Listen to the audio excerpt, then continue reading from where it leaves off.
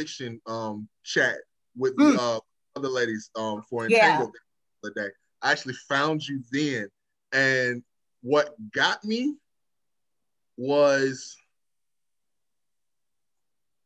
that.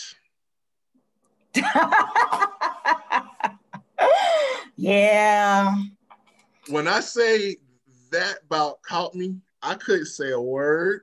I was just like, so we got ourselves a Black Highlander. Okay, I'm good with that. Yeah. There's kind of an interesting story behind it, though. Oh, trust me, and we're going to get into that. Please understand we're going to get into that. Because, I mean, the whole concept that you came up with regard to how you describe that book, and I can't remember if it's a series or not. Yes. Okay, I couldn't remember if it was going to be a series or if it was just a singular, but still, the whole concept of it being an actual series, and it's wrapped around not two movies. Well, a movie and a character that just Dirty Harry and Mr. and Mrs. Smith woman. Like, help me out. I need clarity on this. Well, as you can tell, I like movies. Yes, sir. That much I can tell. And I've always been a big fan of more of the sort of adventure, buddy movie, alpha law enforcement guy. So all the Dirty Harrys, I'm there for it. Mm-hmm. And I was actually an Eastwood fan before he did Dirty Harry because my grandmother gave me a love of cowboy movies. So I would sit with my grandmother on the weekend and just me and her in front of a slew of cowboy movies. So the spaghetti westerns, the Good, the Bad, the Ugly, all the Eastwood. Right.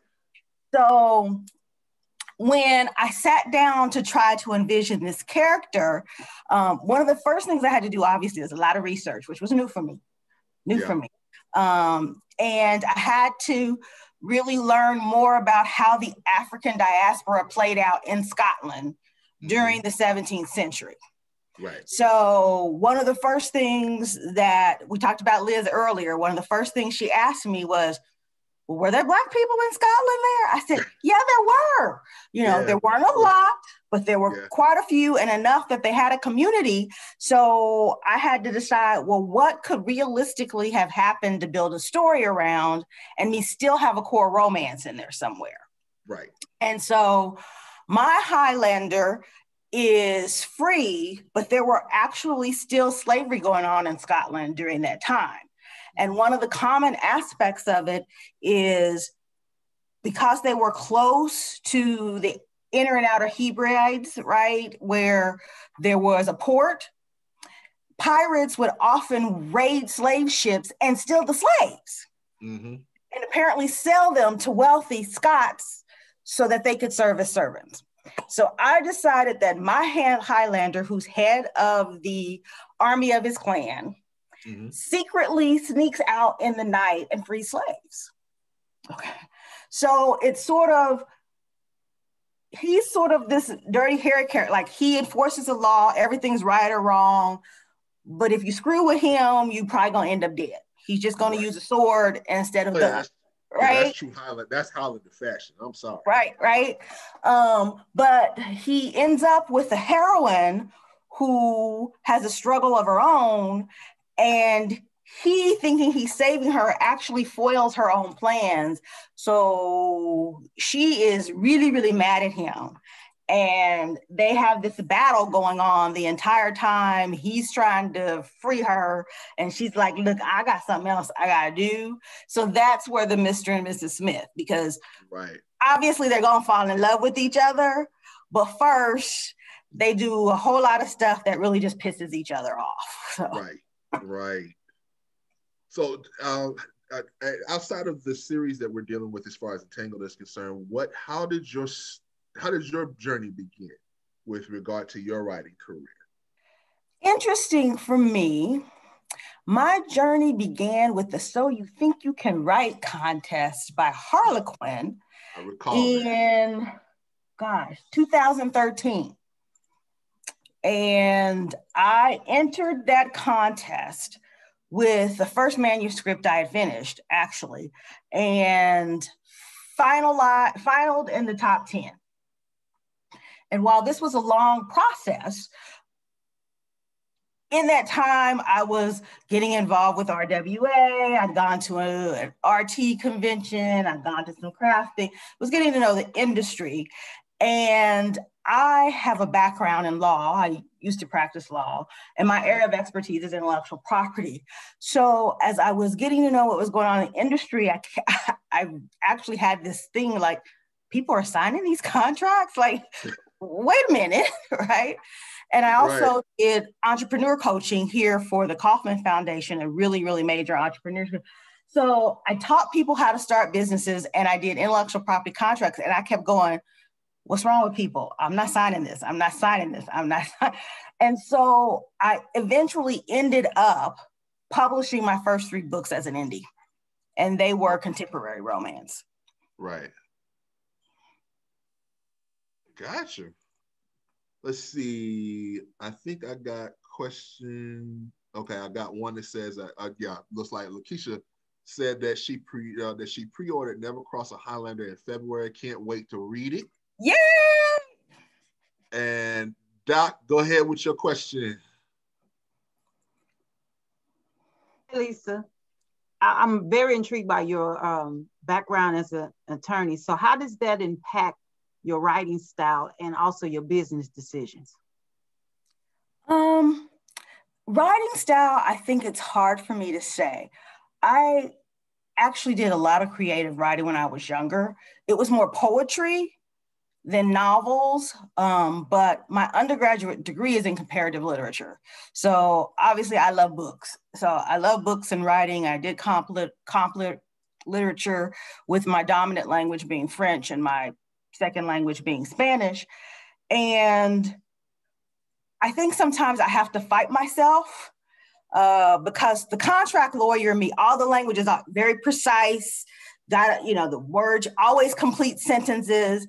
And when I get in my creative flow, you know, as writers, you guys know that sometimes you write it and that's a sentence fragment, right? And I'll be going, I'm like, oh, I don't have a subject or oops, no predicate. And so I fight that. And then I have to go, wait, though, but this is a creative novel.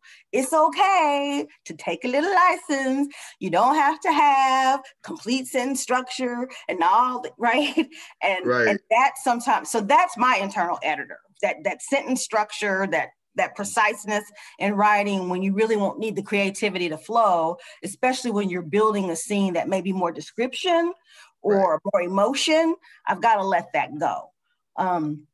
Business decisions, it's been really tough for me for different reasons than Shakir. I also went through a few years where I did not write because what was happening in the industry and where they were pushing Black authors to go did not make sense to me from a business perspective. And that's not where I wanted to go. And at the time, I was the single mom of 2 daughters, both of whom were in that middle school, high school range and needed a lot of my attention. So between trying to practice law and single mom and write books in an industry that was not really welcoming to our literature, I kind of stopped. I kept plotting. I kept coming up with story. I got that drawer like everybody else with about 3 or 4 book ideas and 3 or 4 manuscripts with the first 3 chapters. And so it's all in the drawer, but it was hard for me to participate in an industry that wanted me to accept something that I knew from a business standpoint made no sense. Mm-hmm. So I really have only recently, basically last summer, got back into it where, okay, now I'm ready to do the business. My oldest daughter is in her last year of graduate school. My youngest daughter went to freshman year of college this year. So it's like, oh, looky, maybe a little free time for mama. Maybe we can start this up again. So I'm excited about what's coming for the future. Good deal. Khadijah, I saw your question pop up. Let me get it. And it kind of also coincides with what Dara also asked. So our question is, my question was, how much research went into finding out about Black people in Scotland? And have you been there? I know I've been to Edinburgh twice, and I was on a mission to find some Black people. And the one Black person I found was from Zimbabwe. So, but we got asked a lot too, like, Black Americans, what are you guys doing here? We're like, we're on holiday. But it was just interesting. And we purposely was trying to look for that. So that's just interesting to kind of see where your process. And like I said, Derek kind of asked the same question. I came up with this story idea during COVID. So no, I have not been to Scotland. I've always wanted to go though. I will tell you that one of my favorite actors was Sean Connery. And so for years, I've always thought, oh man, it'd be cool.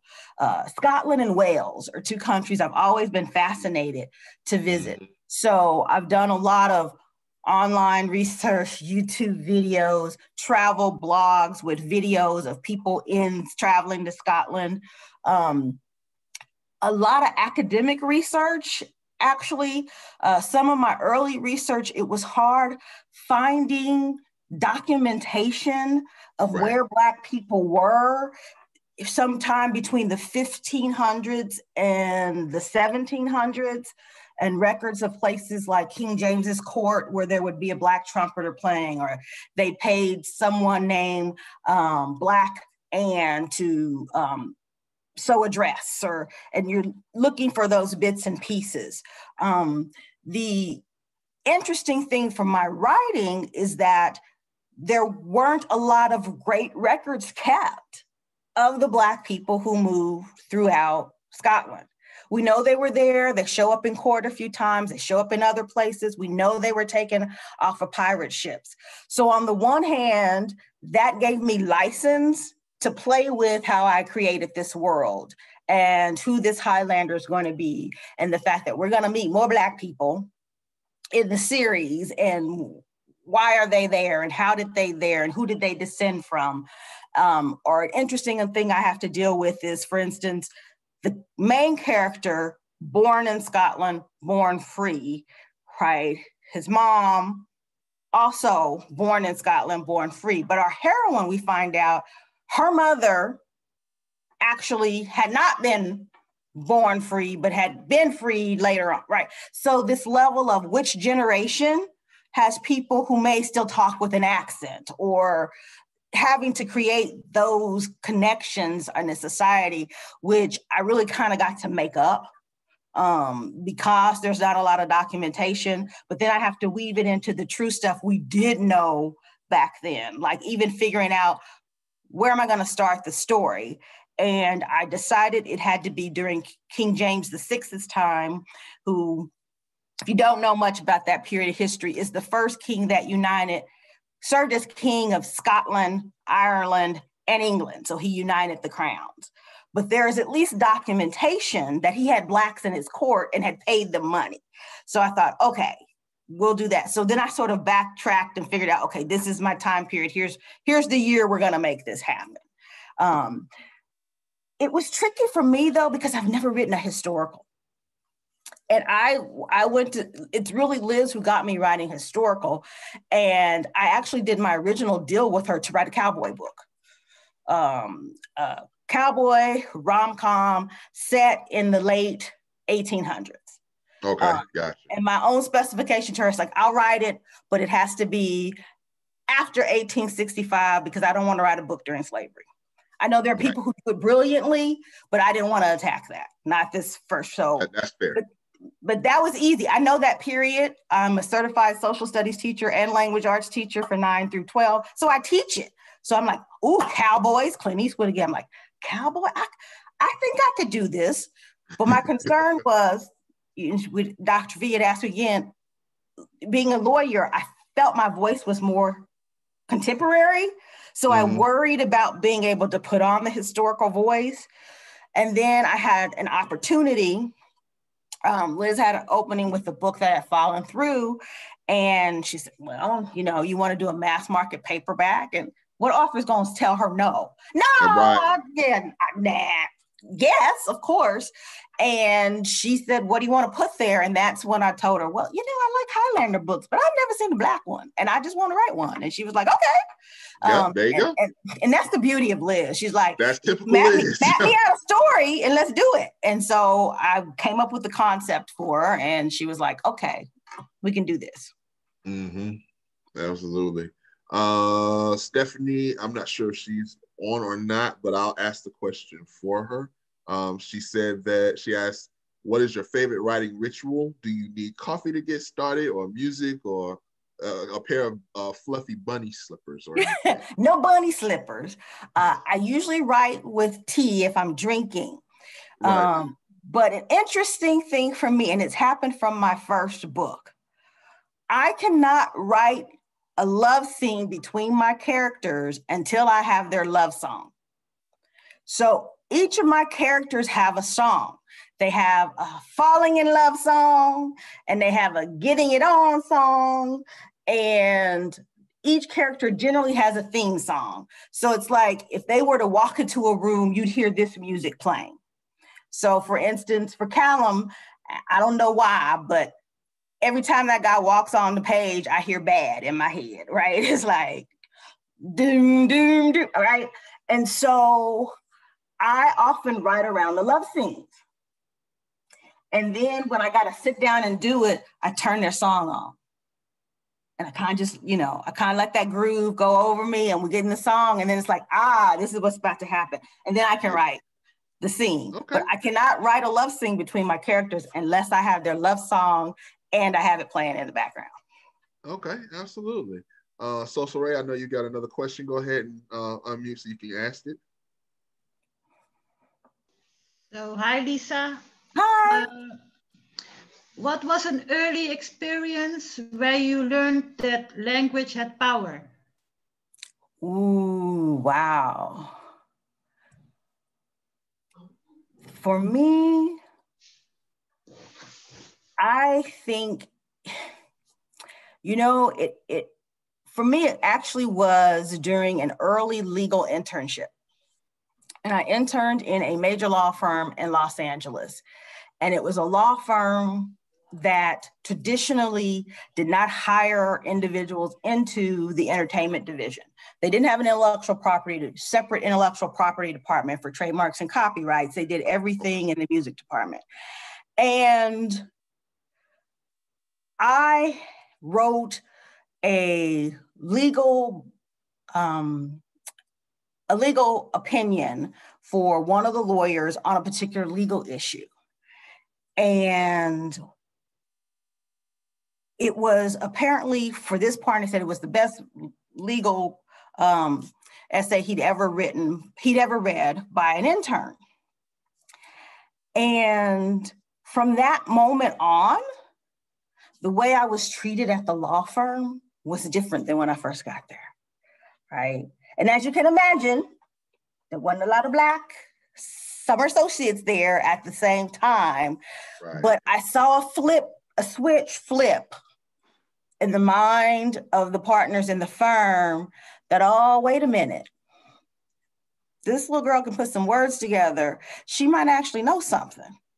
And it changed forever the way I was treated by the members of that firm. And it was all based off of my writing. Not my talking, not my conversation, not the interactions. It was that piece of writing that made the difference. Okay, thank you. Gotcha. Sierra, I thought your question pops up next. Yes. Hi, Lisa. You mentioned before that there were a lot of things going on in the industry that you didn't quite agree with when you stopped writing. What in the industry has changed that has brought you back? To be honest, some of them are still going on, or at least the aftermath of them are still trailing on. One major difference, however, is I had a serious problem with Hallmark and Kamani. So for instance, when I entered the contest, I refused to enter my manuscript as a Kamani because I felt they were segregating Black people in a separate line that they didn't give as much attention as they gave their other lines. So I picked Harlequin Desire on purpose. And when you join a lot of their groups, you can ask questions. And one of the things that would happen is they started love-inspired suspense right around the time I started writing. And they would have love-inspired suspense and love-inspired historical. And so the Christian line had multiple genres: romantic suspense, historical, contemporary. Kamani was this one giant pot. And the Kamani Christian, the Kamani historical, the Kamani romantic, all went in one big pot. And I kept asking, why don't we have separate lines for Kamani? And nobody would ever ask me. Or I'd go to the bookstore and the books by the Black authors were all lumped in one place, but there were no Harlequin Kamanis on the shelf because all their other books are on the shelf, but not the Black people books. Different companies had separate lines for Black authors. And as a lawyer and someone who has always worked for social justice issues and being in an industry where I couldn't just send you a book and you were going to market me like white people, you were going to go put me in the line specifically for Black people that were marketed different, specifically to Black people. I had a problem with that. Another issue I had is almost every time I went to pitch somebody, there were no Black people to pitch to. There were no Black agents. There was one or two Black editors. And I'm wondering, well, how are you going to read my book and relate to my characters when my heroine is a Black woman who grew up in the hood? She's a lawyer now, but she didn't start out as a lawyer.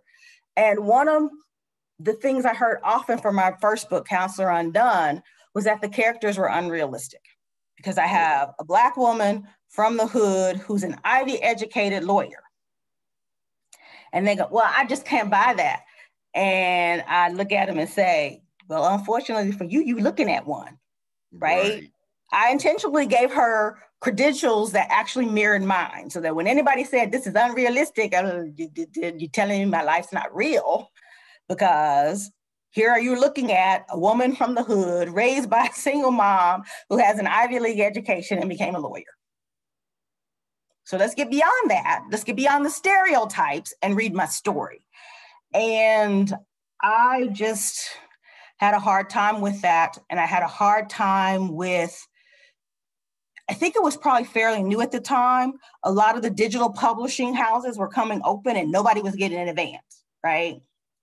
And it's like, well, this is just how we, and people are going, I sold a book. And I'd be like, you didn't sell anything. You got a distribution deal because they didn't give you no money, right? If they don't give you any money, you haven't sold anything. You got a distribution deal.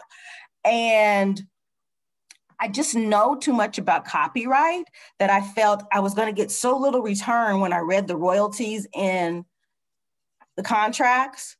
And I thought with the right marketing and all these business skills I have, I can make that much money on my own. So I might as well keep my copyrights. That's fair. So that being said, are there any other questions from the tribe? I think everything's been exhausted in the inboxes, so to speak, at least from my end. Any other questions from the tribe with regard to Lisa? I have one last question that I'd like to ask. Hi, Miss Lisa. Hi. How you doing today? We're happy to have you. I was wondering, as you spoke throughout the segment about the different aspects of your profession as a lawyer, how that writing may or may not impact your writing your books, etc. I'm wondering if there is any one person who as a child perhaps encouraged you, whether it was a parent, a coach, a teacher. Is there someone that you saw that gave you the vision for where you are now? You know, that's an interesting question because I accidentally became a language arts teacher during a time where I was shifting between corporate practice and my personal practice. And probably one of the people who made the greatest impact on me was my 6th grade English teacher. I went to a Catholic school that was in the hood, so it was predominantly Black. Almost all the teachers were white women or white nuns, except for the 6th grade teacher. And she taught language arts. And you talked a little bit about Liz and the drill sergeant, took no excuses, took no prisoners. You did your work, you did it on time. She didn't care what was going on at home. Excellence. And she nurtured me in my writing, and she saw in me a gift for public speaking, and often encouraged me and told me that's my gift. I need to carry myself. I need to speak up. I'm a person that when I talk, people listen. And it was that made me think, okay, what am I going to do with what she calls my word superpower? That, you know, she didn't call it superpower then, but now I know what she was saying is your gift is words and you need to go do something with it. And I think she probably had the greatest impact on my life. And probably in hindsight is the reason that I majored in like comparative literature and always studied books and language. Good deal. Awesome. Wow. Thank you. I think the final question I see is from Lucille Freeman. She asked, is there an area of writing that you struggle with? And also, what would you say to writers about marketing and building a platform? I think we all struggle with something. I think for me, the biggest struggle is, especially as I'm trying to finish up my historicals, getting it wrong. Part of that's my background, like in law, you don't want to get things wrong. You got to have the right case law. You got to have it updated. You got to get on time. And so there's a part of me that goes, what if I write this and somebody out there knows Scottish history and it's wrong? So I struggle sometimes as I'm putting things on the page going, okay, gotta make that note. I gotta go look that up. But I'll put it aside and make a note so I can go look it up later. But right. I find myself second guessing a lot of the creativity because I don't want to get it wrong. And that's probably for me right now, my biggest struggle is staying in the creative when I'm afraid of getting something factual wrong. And then the second part of that, marketing is the difference. You all had Tracy Wolf on earlier, and her series, beautifully written. It's a great book. But let's face it, we know a lot of people who've written some really, really great books that didn't have her sales. And so marketing your book and finding that right core reader group for you is majorly important. Okay. And even though I'm now publishing this historicals for Entangled, who I know is going to do all the marketing, they're going to push them just like they push all of their white authors. I know I still have to build my platform. And that's something I haven't done very well because I've got limited time, and that's always what I shortchange. But I have it mapped out so that when I finish the second manuscript, so I have one Highlander and one cowboy book done, then I'll spend the summer when I'll be out of school taking advantage of a marketing plan I have laid out for myself. Okay. And so, and that includes things like, you know, everybody knows Instagram stuff, but you got to build the email list. And I'm just launching this weekend, in fact, my new VIP readers group on Facebook. And I'll post a link in the chat because I'm going to give away 10 ebooks of my current contemporaries. You can pick House or Undone or Quarterback Casanova if you join my VIP readers group. And there's a question in there you got to ask to be entered into the drawing. Good deal. Absolutely. Well, wait a minute. I want to go back to this thing right here, though. Yeah, that thing right there. I'm just saying. I want to go back to this one right here. I'm just saying. I mean, would you look at the arms? We could just look at that. I'm gonna tell you, I got stuck early on in this book about where it was going, and they hadn't given me the cover yet. And I kept looking because I knew it was coming. And then that showed up in my box. Y'all, it was a good hour before I could write again. Because I was like, oh my, it was like, so anytime I had a little trouble, it's like taped up right over my computer, and I just look over and I'm like, yeah, that's him. That's the guy I was talking about in my head. And now I have a visual. I absolutely love that cover. Man, I was cracking up when I saw it, because I was like, okay, so yeah, and considering that, you know, when it comes to us and the Scottish spins and all that other good stuff, and that and the fact that when you see Black men in kilts, it's not necessarily normalized. Yeah.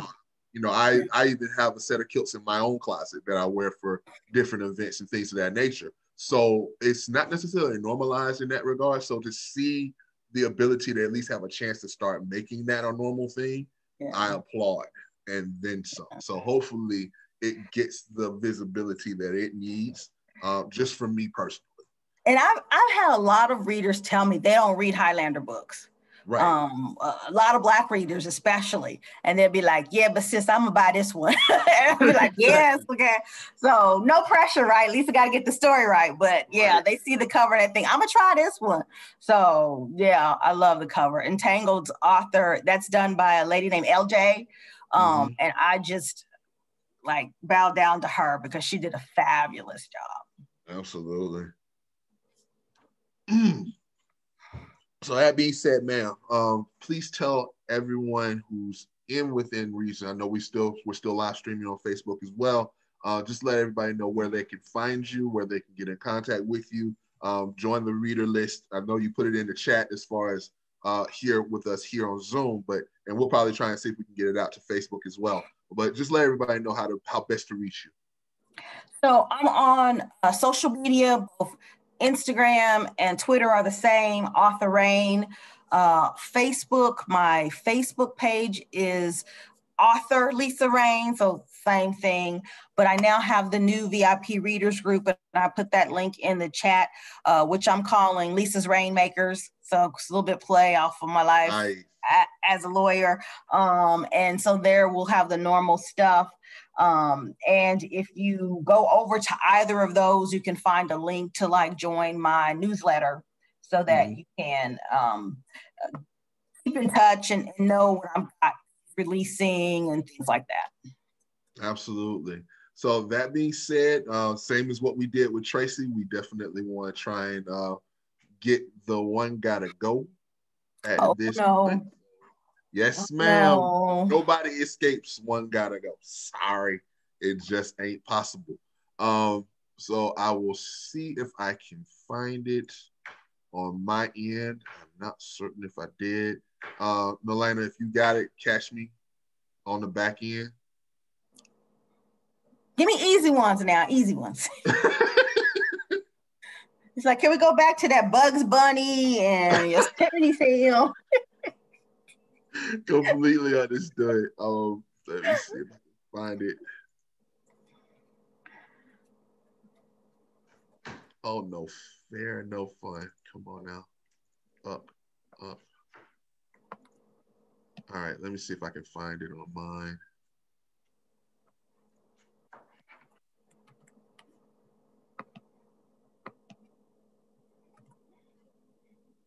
No fair. Okay, there we go. Let me pull this up.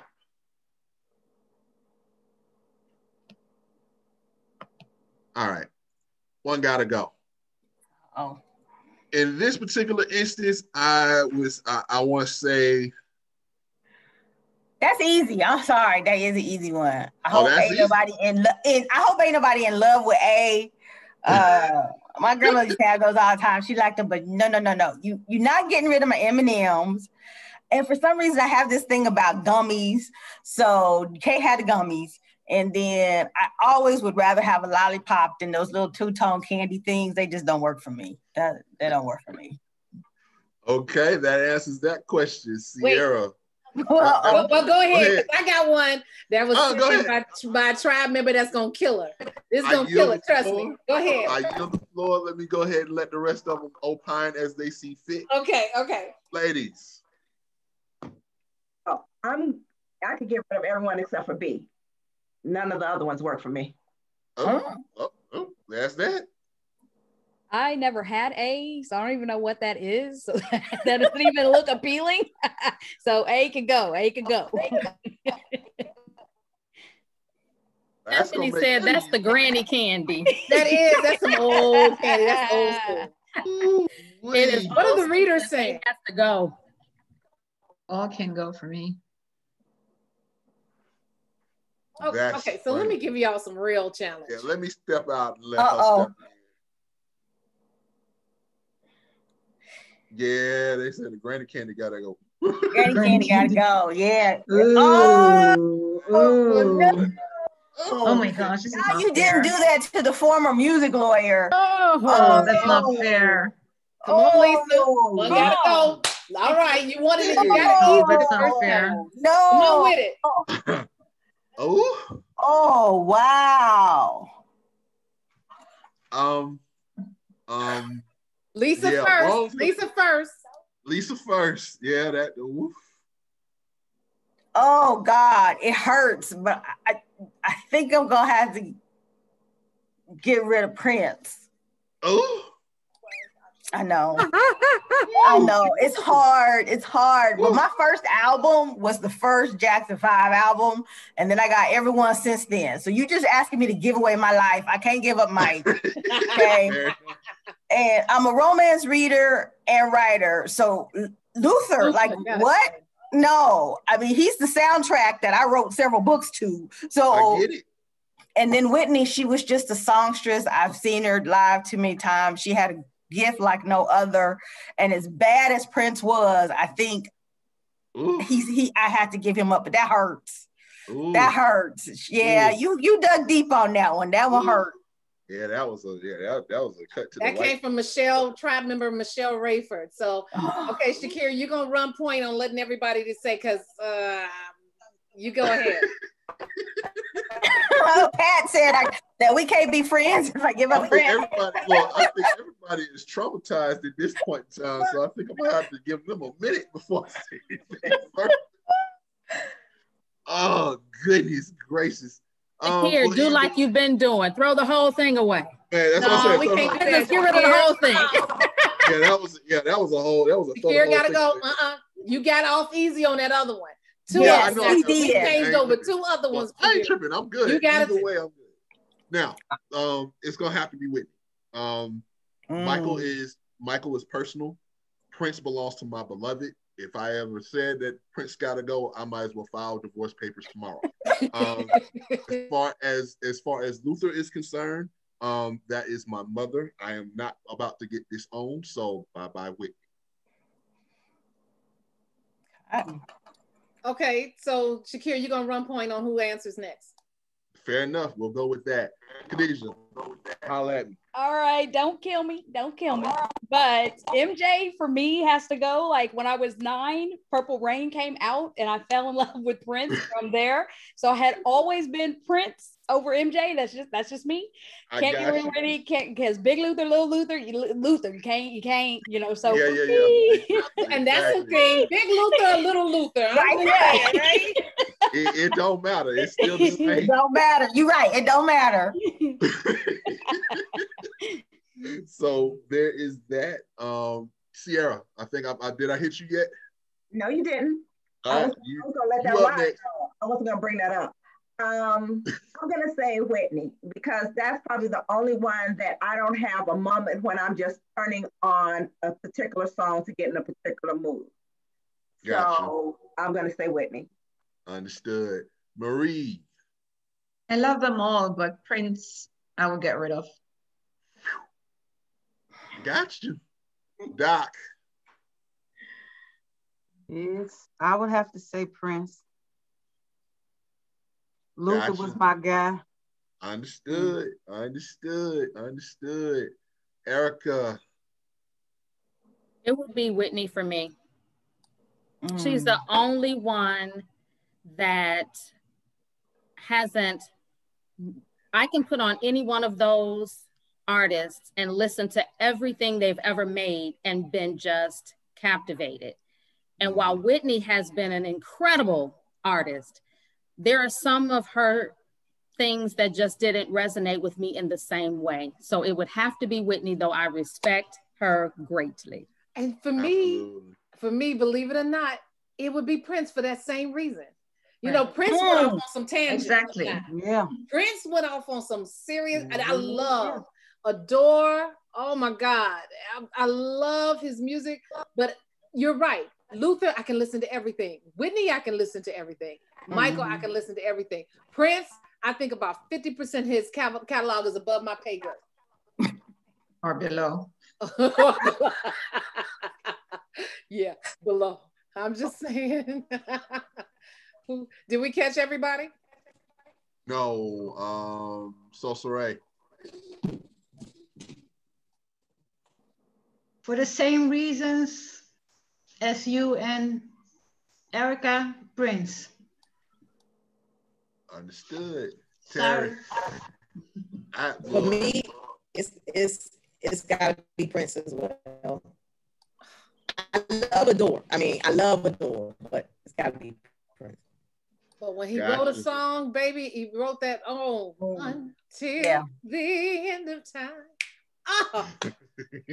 I mean, yeah, he got it. Maybe not the right. Absolutely understood. Joy. She thought she was slick. She slid out, and she thought we was gonna be finished with the question and came back in. Yeah, got you. I'm sorry. It was the internet. No worries. No worries. Blame it on the internet. For me, I'm very sorry, very, very sorry, but Michael has to go. I'm so sorry. Understood. So sorry. I know Pat's in the comments just upset. Like she said, "May all y'all's rain be purple." I'm so sorry. Oh, me. Unique. If you can hear us, what's your take? Donna said she's clutching her pearls. Not man, listen. That is so good. Did we have so I think that covers everybody at this point in time that we can get to at this point. So at this point, Lisa, thank you for Thank you, Lisa. Thank you for having me. This was fun. And how can readers stay connected with you? Best way is to join my new Facebook readers group, because that's going to be the hub for all the stuff I do and advance notice. Or I put the link to my email newsletter sign up. I'll drop it one more time. But always, if you are on social media, then look for me at Author Rayne on across the different platforms. It's the same username. Absolutely. All right. That about covers it at this particular point for this segment. Thank you. We want to thank those that have been able to stick with us for the last couple of hours with regard to all of the Entangled authors that were on press today. And hopefully we'll have more exciting news for everyone as we move forward. And yeah, all that good stuff. So have a great night.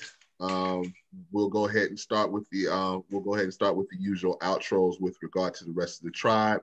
I will start off with Khadijah and then just toss it to the next one and we'll go from there.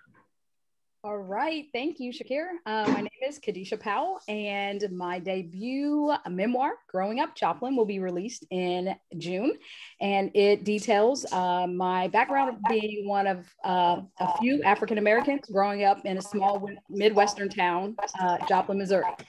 You can find me on all social media, Khadijah Powell, and I will kick it to Dr. V. Hi, my name is Vanessa Howard, and I'm affectionately known as Dr. V. I'm an award-winning educator and author. They say that a cat has 9 lives. Well, I've used all of mine, and I'm still standing. So my soon-to-be released book from projects to a PhD will share with you and expose the secrets that kept this cat purring. We look forward to seeing it in June. I'll pass it over to Shakira. All right, thank you, folks. Again, I am Shakira Sean. I corrupt mind, a book at a time. You can catch me in any of the social media platforms that I have, pretty much at ShakiraRashawn.com. You can also see the majority of my catalog in terms of what may trip your fancy. Other than that, that is me. That is all. I will now turn it over to Miss Erica. Thanks, Shakir. My name is Erica B. Davis, and I am the author of Single Again, How to Live Satisfied Until. So if you're single, whether by choice or force, this one question is the beginning of the best chapter of your life. Whether your goal is to marry, find a companion, or live your life single and satisfied, you can journey through the Single Again experience to prepare you for you until. You can find me on all social media platforms. Again, my name is Erica Davis. That includes BookBub and Goodreads.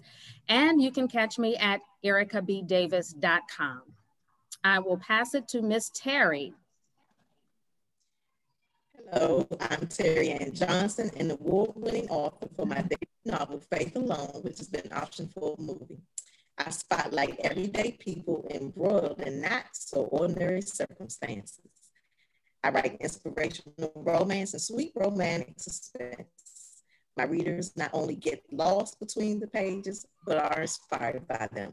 You can reach me at www.terryannjohnson.com. I'll pass it over to Miss Sosa Rayne.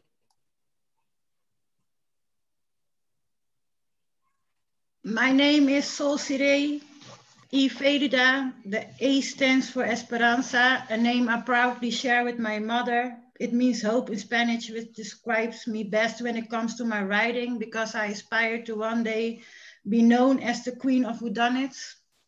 I write steamy romance novels with a good dose of nerve-wracking suspense that'll keep you on your toes, all the while cursing me out for it.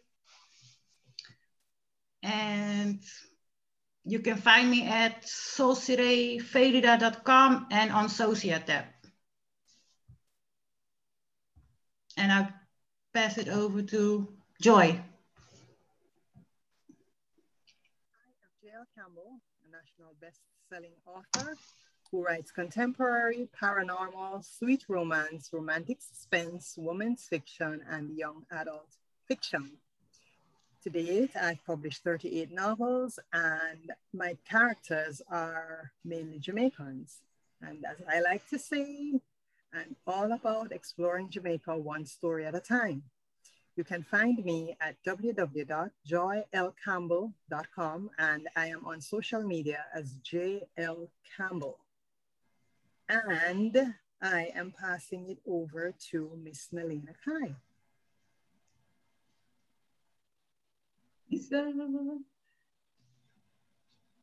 Who did she toss it to?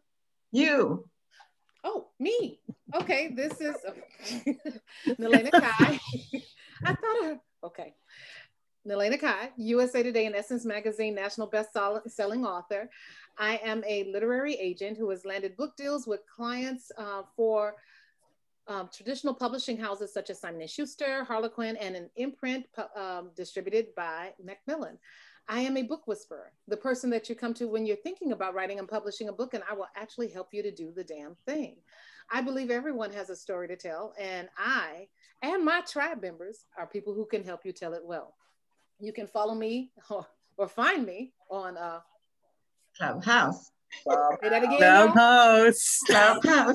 Clubhouse, Instagram, and Twitter, as well as BookBub, and on Goodreads as well. So any social media, I'm already there.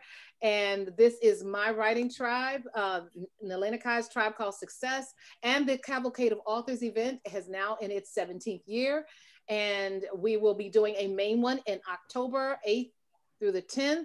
Make sure you look at your email and register. The registration is open. I'm going to cap that to make it a smaller group. We had 1,000 last year. I'm going to cap it at 500. So you guys have the first link. So make sure the people who are in the chat, make sure you go in and you register for the Cavalcade before the cutoff, because we're going to, like I said, I'm going to have a smaller group. And we had 75 authors last year. I think we're going to have about the same amount this year in October.